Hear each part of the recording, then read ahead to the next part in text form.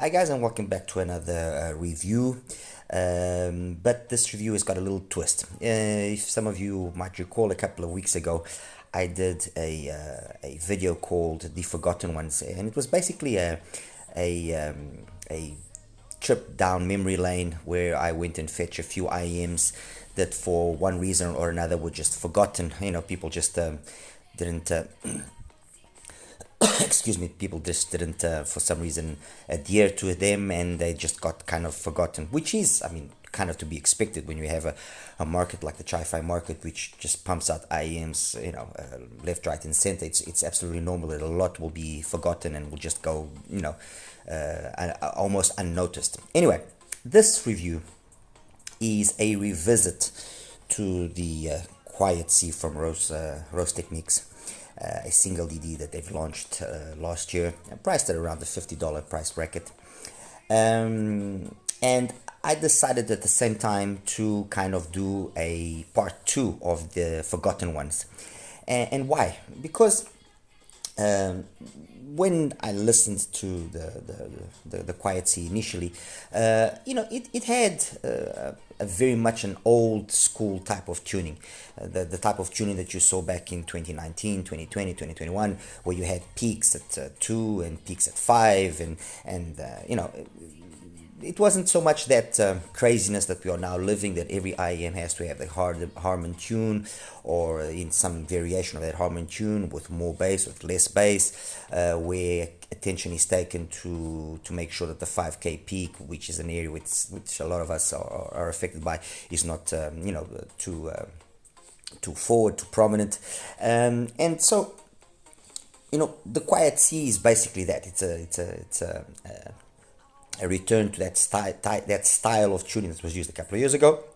However, it was well done, and and it is well done. I don't have anything necessarily negative to say about it.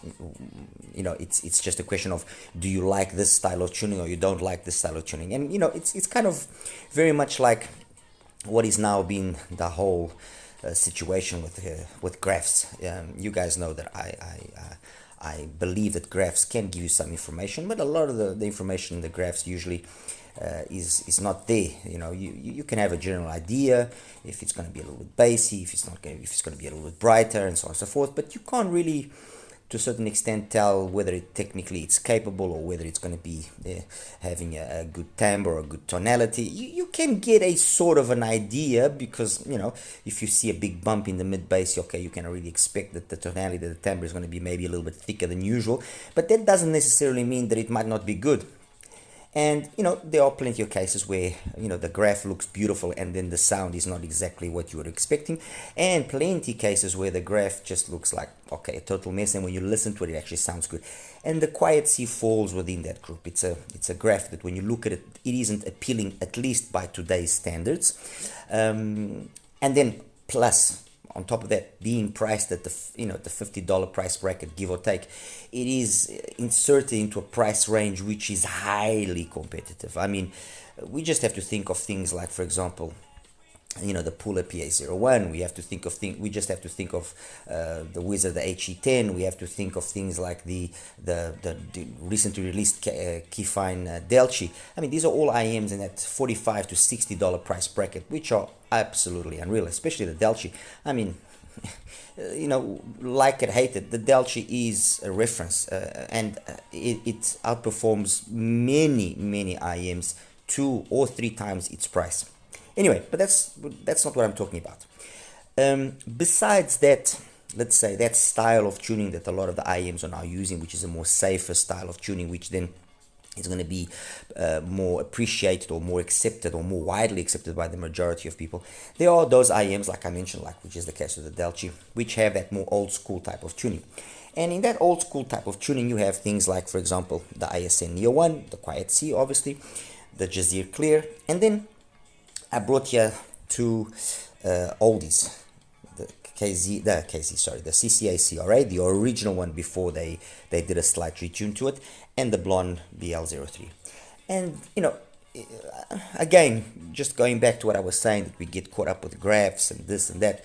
I think that a lot of us, and maybe, who knows, maybe I've even contributed towards that to a certain extent, but we are so overwhelmed by so many IEMs that we are constantly in that pursuit of just a little bit extra more detail, just a little bit more extra this, and then we forget that, you know what, it's all, our ears are so inefficient, or so poor, or so bad, actually, if you can, if you if you kind of think about it, that we forget how good some IEMs were. And the Blonde and the CRA are two perfect examples. With obviously an age difference between them, the Blonde 2018, late 2018, 2019, and the CRA 2020, 2021. They were two IEMs that marked very well the market, and the reality is the Blonde is still available. You can still buy the Blonde from HIFIGO. You can still buy the Blonde from Keep HiFi. It's still available. There's no denying its success. Obviously the more demanding will say, oh no, the Blonde, this and that. Nonsense, people, nonsense. The Blonde plays well, and if you want a fun sounding IEM, and you've got a, decent dongle, something, I don't know, like the EPZ, the TP50, or any other, the Shio, there's so many decent dongles out there as well. The Dew 4X, for example. If you've got a decent dongle, you choose your tip carefully, and with regards to the Blonde, it's actually quite an easy thing to do. With regards to those that had issues with the tip, you put a spacer. Can you see that spacer that I've got there, which is basically, let me just remove this. If you see there, that black thing, that's basically a tip that I put there so that it serves as a stopper for the tip to not go all the way in, and by doing that I gain just a little extra 2 millimeters in terms of mounting depth. And that's that, and it's perfect, doesn't bug me anymore. It fits in perfectly with the Comply tips, or with the CP145s, or with the KB Ear 07s. This thing is phenomenal. Let's forget now, and let's stop being too because the mid bass is too much, and it plays nice. It's got a nice agreeable sound. It's got nice mid-bass slam, nice tonality, nice timbre. The mids are nicely done. The treble might not be the best in the world, but everything comes together nicely. And the truth of the matter is, the driver used in there is the same driver of the same series as the original Oxygen. And it plays really well once you actually play around with it and you tune it. It plays really well. Trust me, people, I've done that. And if you guys follow my channel, I've done a retune on this, which I call the Bloxygen. And it's something else. Again, I'm getting carried away. My apologies. Going back here to the QUIETSEA. I've got two here, and I'll explain in a minute why I've got two here. The QUIETSEA's got a nice shell, nice looking shell. Beautiful cable. This is the stock cable, and when you consider the price and you consider the cable that it comes with, nice. It's got a case, everything. They've ROSETECHNICS did their work there. They made sure that in terms of cable, it was provided with a decent cable. It's got acceptable tips. Everything is fine. The issue here with the tips now is the following, and that makes choosing an alternative tip quite difficult. It is an oval tip, as you can see, okay, oval nozzle, oval tip, which you might then find it easier to find among the TWS's a possible alternative. I'm waiting on some tips for some oval tips for Samsung TWS's and for OnePlus TWS's to actually then give it a try and see if that will improve a little bit more the sound. But with these stock tips, okay, with these stock ones, once you are able to choose the right one, and the problem here is the tip is very soft, so it breaks its seal very easily. But once you've actually been able to find the right one and actually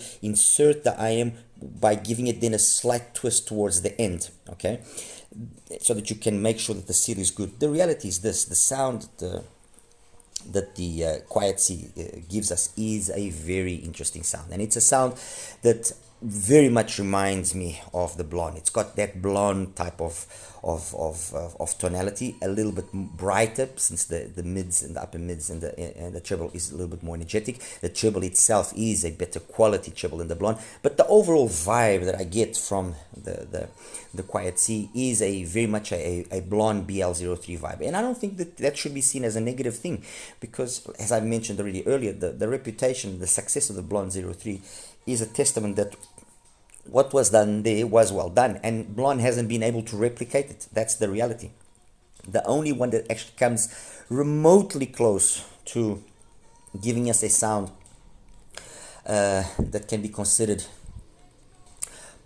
perhaps better overall balanced, but that can be considered a sound that is actually as entertaining as the blonde's sound, is the HBB collaboration, the Z300. And that actually, in my opinion, is one of HBB's best collaborations. He kept it nice and simple. He didn't invent anything, and he made a nice sounding IM. That's it.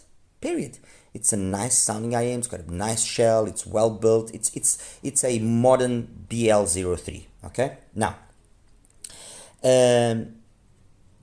with regards to the QUIETSEA, what are then the differences that you will notice of the QUIETSEA to the blonde? And I'll get to the others in a minute, but I'm using the blonde here because it was the first one that I was reminded of. Bass is very much the same, not only in terms of low bass extension, sub bass, and mid bass impact. And then, as I said, it's got a more energetic mids or transition from mids into upper mids and treble. They kind of follow each other's curve, and when I show you the graph in a minute, you'll understand what I'm saying. However, the extra energy here does, at least at lower volumes, give us a sound which is a little bit more open, a little bit more detailed, a little bit more more satisfying in terms of detailed retrieval. So if you like your twinklies and your sparklies, you'll definitely get it better here. Now, having said that, I am sensitive to that 2K area as well, especially when it jumps out like it does in the case, unfortunately, of the QUIETSEA. And the reason why I've got two here is I actually bought a second set, not only to ascertain the quality control, which by the way is perfect, or these two sets measured absolutely the same, left and right channel, perfect. And when I mean perfect, is perfect. Okay. And then what I did on the second set, which is this one here with the white tip, is I put, as you can see there in the nozzle, I put two 200 grade nozzle dampers on it. You could say, well, why didn't you put a 400? Because it wasn't the same thing. It just didn't do it the same thing. So I put two 200 grades on there, and that 200 grades on there, what it does is it eliminates the peak that you have at just over 2K, and it eliminates the peak that you have at about 5. It brings those peaks down and makes for a more plateaued performance across then the mids, upper mids, and treble, or mids to upper mids transition and treble. And that's how I personally prefer it. Now, having said that, I'm sure there will be people that won't be bugged by that particular area there that's a little bit more prominent. But in my case, because I just wanted to see if I could, do something to improve it, and that was a simple little thing to do. I bought the filters from NSC Audio Store on AliExpress, put them on, worked like a charm. I'm happy. And in this configuration, like it is there, it is an IM that is giving me as much satisfaction, as much giggles, and as much laughs as I get with, for example, the Blonde, as I get with, for example, the Jazeer Clear, as I get with the Neo 1, and as I get with the CRA. Because all of these IMs, they've also got another interesting peculiarity, is they all have that 5K peak very prominent, or more or less prominent. But that 5K peak is always there in each one of them. It's how then the initial pinna gain is done and how much bass is from behind that dictates slight differences. The Neo, the Quiet, and the Blonde bass, sub bass, bass, and a majority of the mids are identical. It's just then the pinna gain, how far it goes up or how far it doesn't go up, that then dictates the differences, and how then that 5K peak will be more prominent or less prominent. The CRA and the Jazeer Clear, they've got more sub-bass extension. The CRA is slightly leaner in the mid-bass compared to the Blonde, the the QUIETSEA and the Neo, and also compared to the Jazeer. And then that area of the pin again is more gradual. So there's a scoop there. You notice a scoop in that area there of, let's say, 1.5 to about 4, when then you have that rise and you have that peak at 5. The same thing happens here with the Jazeer, but because the Jazeer has got more mid bass coming from behind, it allows for then that area there of that pin again to be a little bit more energetic. And overall, what happens with the sound of the Jazeer Clear and the CRA is that this can sometimes come across as being slightly leaner in the mid bass to low mids. Okay, while this is always very full. The Clear is always very full in that area. The Clear is a lot of fun. Honestly, if you guys haven't heard the Clear, you have to hear this IM, because when you look at it graphically and you think, oh my god, so much bass, this is going to be a mess, and no, it is a very, very nicely done IM, where, as I mentioned earlier, the graph doesn't correspond to what you get in terms of sound and the engagement that it brings you. Okay, so just doing again a small recap. Bass on the QUIETSEA, very nicely done, no issues there. Nice full mid bass, good slam, really nothing to say. In terms of the mids, upper mids and treble, again, very nicely done. If it's left in its stock format, it's got that 2 point something K peak, which for me is a little bit of an issue, especially when I start pushing the volume. But if you do that little small mod like I've done, it's perfect. It goes just to my, I mean, it's perfect. I've got nothing to say there. And in that particular configuration with those two filters there, it becomes almost identical in sound to the Neo one. Okay, these two then become very, very equal. Without that mod, you notice that extra energy which jumps out compared to the Neo one. The Neo one, out of all of these IMs, is probably the one that's the easiest to drive. Okay, to a certain extent, it's the one that at the same volume setting always sounded the loudest. Okay. And that's it. Technically, like I was saying, the QUIETSEA, it's got decent technicalities. I mean, this is an IM, like I said, because of the way that it was tuned, it's all about being fun and engaging than necessarily now a technical monster. It's got decent detail retrieval, decent soundstage, decent imaging, although soundstage a little bit on the smaller side. Imaging, it's okay as long as the track isn't very complicated. Otherwise, it does start to have a little bit of a difficulty in positioning things in the best of manners. I noticed that by doing the mod, that improved quite a bit. It made actually the imaging capability of the QUIETSEA become superior. So if you are maybe wanting to get a little bit more out of its technicalities, and maybe that 2K peak as well also bugs you, then it's definitely a suggestion that I will do, is do that little mod, because you will not only be able to control that 2K peak and also improve the technicalities of the QUIETSEA. And that's basically in a nutshell, what I have to say about the QUIETSEA. It's an IM that belongs to this group of old school style tuning, which of what we have available now, although the blonde BL03 is still available and you can still buy it, I'm sure most won't even consider it. I wouldn't know why, but anyway, it's just it is what it is.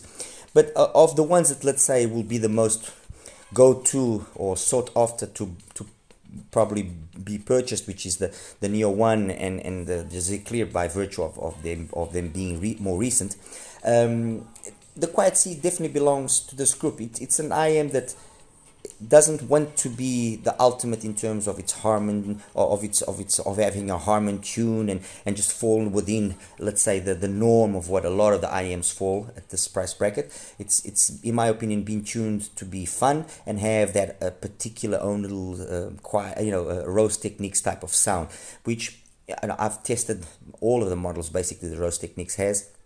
And they all have a very particular type of sound. They always have that earlier pin again that peaks, and then it's how that interacts with the rest of the frequency, especially what's coming from behind, that then makes that peak become more noticeable, less noticeable, more tolerable or less tolerable. In the case of the QUIETSEA, like I said, for my ears and for what I like listening to, I notice it a little bit more than what I would ideally like. Like for example, take Cutting Crew, I Just Died in Your Arms. Without the mod, it becomes a little bit piercing for me, personally. But when I modded it, when I did the little mod of the nozzle, it perfect. And that's it, guys. I'll show you now the graphs, and we'll wrap it up. All right. Hi guys, and welcome now to the graph section here for the ROSETECHNICS QUIETSEA.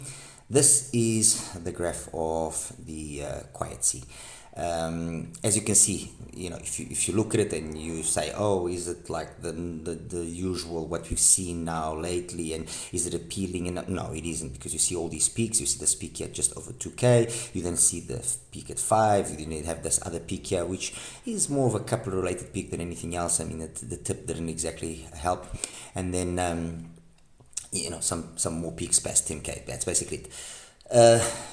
Sub-bass focus with a nice big thick mid bass. There's a little bit of bleed into the mids, yes, but it all helps out not only to control these peaks on the one hand, but to make the sound engaging and interesting. It is an engaging sound. That's the reality. It's got a nice sound. It doesn't want to be a Delchi. It doesn't want to be an HE10. It doesn't want to be the more Harman style of tuned IEMs. It wants to have its own little personality, and it does it, and it has it very well. With the little mod that I was mentioning, this is how it ends out. So it seems like it's not going to be noticeable, but trust me, it is noticeable, because it didn't affect the bass, but I took away completely that peak there at 2K, reduced slightly the 5K, and the rest was maintained. And this is what it needs. Honestly, this is how I feel the QUIETSEA should have come stock.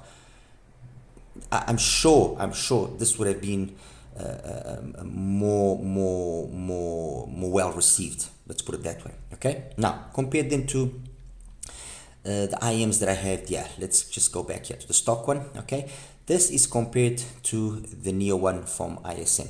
I apologize here for this difference that you see, but this has to do with the tip insertion in the coupler, and the tip of the QUIETSEA is an absolute mess, because the moment you try and insert it a little bit deeper, it breaks its seal because of its softness, and so it's a little bit complicated. But as you can see, bass up to, I would say, look, just say for the argument's sakes, almost 2K, they are identical. They are exactly the same.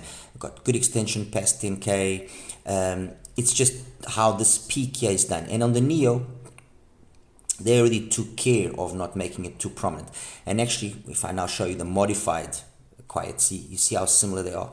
The modified QUIETSEA with the two dampers there becomes almost identical to the Neo one.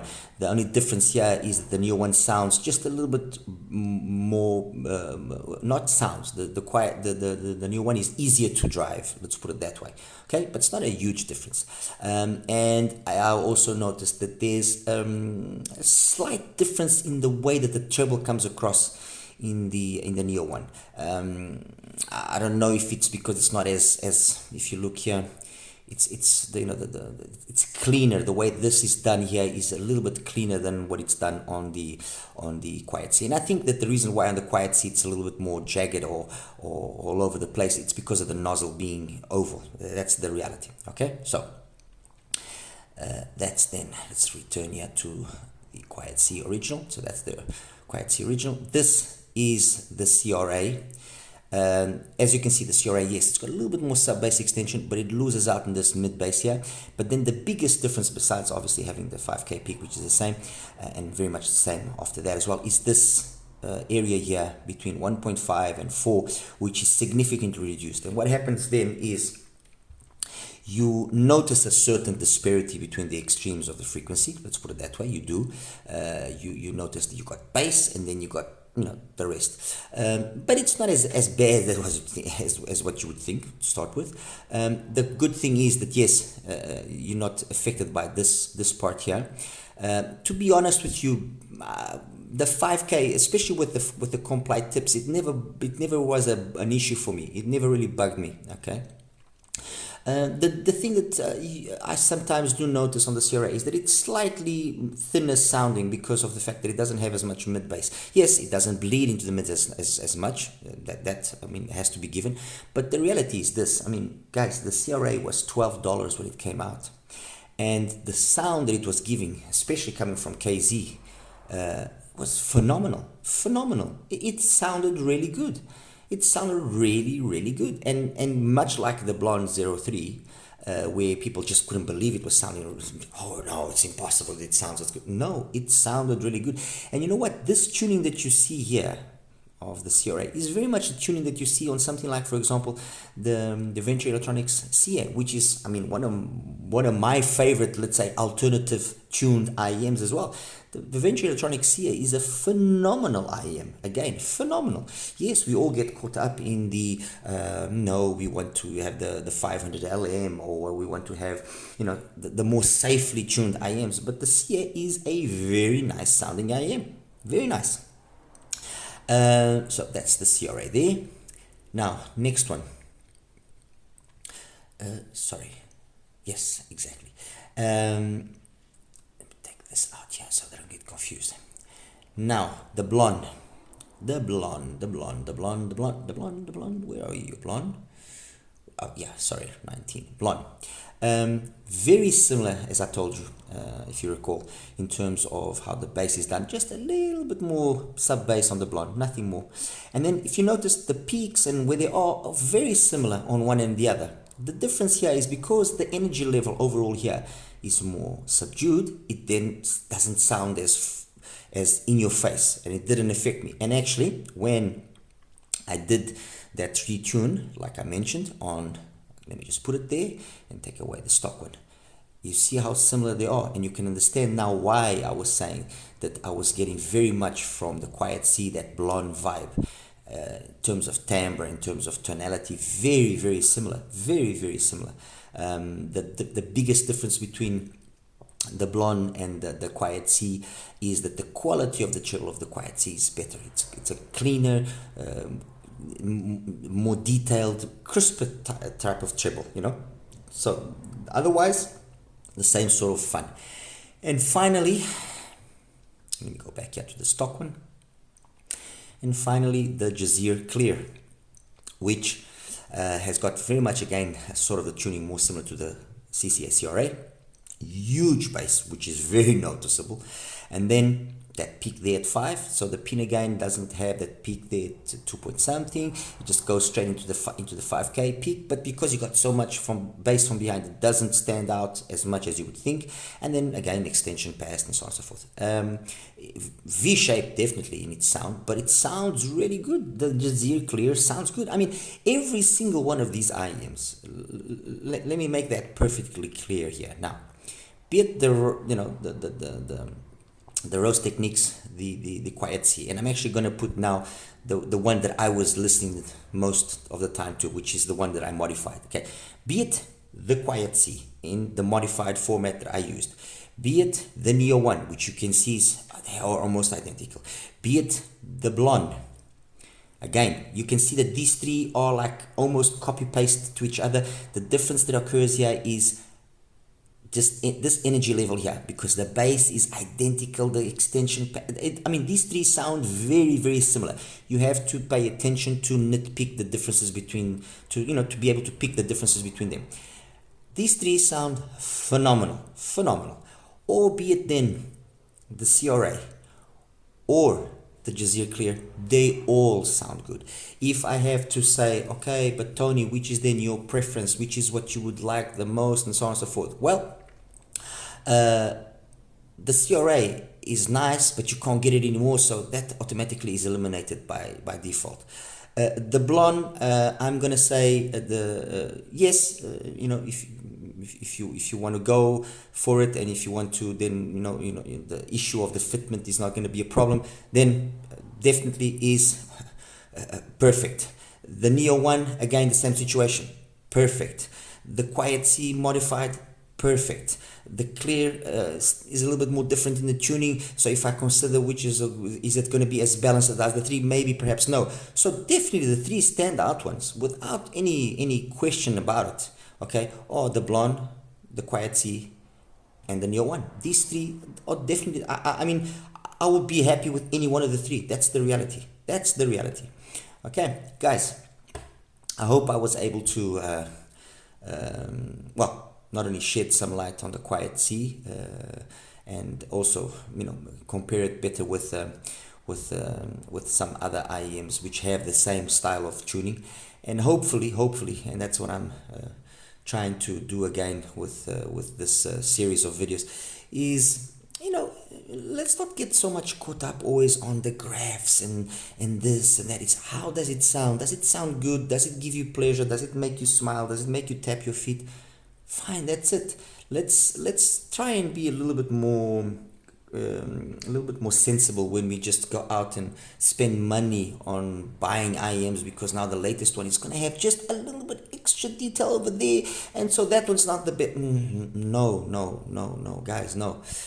You know, like this whole issue now with, just to wrap this video now, but this is just like the whole issue now with the Moondrop Dusk. I mean, there's already been QC issues. To start with, it is inadmissible that on an IM that's $350, $360, there's channel imbalances. And oh no, because the channel imbalances are above certain frequency and maybe you won't even notice it. Agreed, but it shouldn't happen. It's $360, people. These IEMs that I had tested here today, all of them had perfect channel balances. Even the CRA, $12, left and right channel are identical. So the dusk has to be on the same level. It is not, that's not admissible. And then the whole, you know, thing of it behind it, oh no, you have to use it with a DSP because the DSP, well, I can do that with any IM. I can take a CRA, which a lot of people did that back in the day. I can take the CRA and start playing around with EQ, because it actually takes quite well to EQ, and totally EQ this differently to make it sound way better than what it sounds stock. No, in its analog format, an IM must be properly tuned and it must play well. It has to play well. I mean, the May, for example, it plays well with the DSP. I'm not going to deny it. In its analog format, it plays better. In my opinion, it plays better. I used the Moondrop May in its analog format. I don't use it with the DSP cable. And then that also brings us to the second situation, which is this whole mess of the DSP cable not working properly. Come on, people. Come on, Moondrop. What is wrong with you? Come on, Chronicle. I mean, guy, you making money out of this. Fine, no problem. Make sure that your product, that the product that has your name associated with it, doesn't have these issues. That shows a blatant disrespect from you towards your clients, towards your customers, towards the people that believe in you. That is a total disrespect from your side. Total disrespect. If a brand like Soundpeats, like Soundcore, like OnePlus, like all these brands can have a DSP, because basically that's what they have as well, incorporated into the IM, a DSP that works properly. I mean, why cannot Moondrop, which is such a prominent brand, do it properly? And why can't you as well, and this, yes, is a message for you, why can't you as well make sure that there's no issues? You know, no, that is not being ethical in any manner, in any way or form. Anyway, guys, enough of my ranting. Any questions, please ask, and I'll do my best to reply. You take care now. Bye-bye.